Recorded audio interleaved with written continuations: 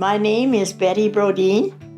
I was born in 1929. I lived on the prairie. My dad was a homesteader, came into the country in 1909. Times were very, very tight.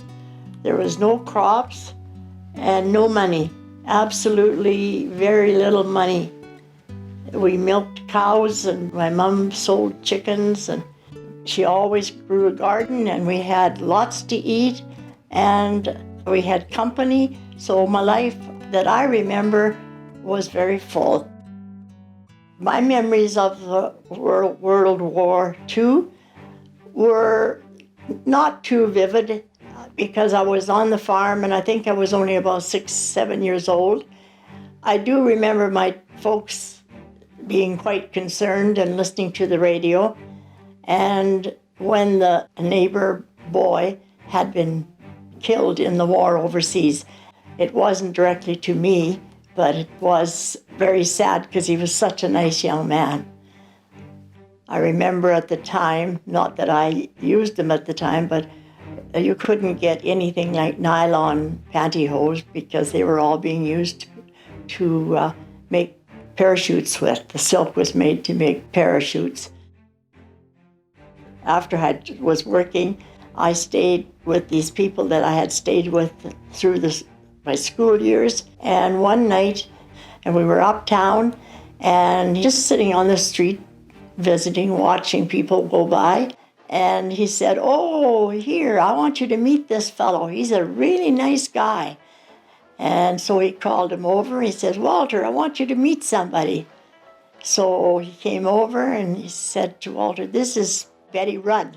And we went out and talked for maybe 10, 15 minutes. And about a few days later, I received a letter in the mail asking me if I'd like to go to a show. I came out of my job one night, and there he was standing. And we went to the show, and we went together for 3.5 years and got married December the 3rd, 1950. And he was a wonderful husband. We moved out to the farm after the baby was born. She was born in March, and the snowbanks were so high, and we had no snow plows or anything, so out in the country, no way of getting around anywhere. You felt pretty alone with a new tiny baby. There was a lot of trials and tribulations. As I had the next one, it wasn't nearly as much problems, and the third one was a piece of cake. To get over the stress, I found a lot of times I would go and walk around the cattle or around the chickens. They seemed to be company to me.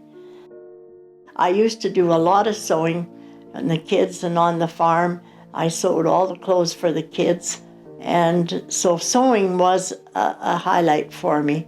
I sewed a wedding dress for my one daughter, and I sewed a graduation dress for one of the neighbor girls. I said, "Oh, I've got some material, I'll make you a dress." And she was really pleased. A hobby to me is doing something for somebody, if I can help them in some way. Life to me is a joy.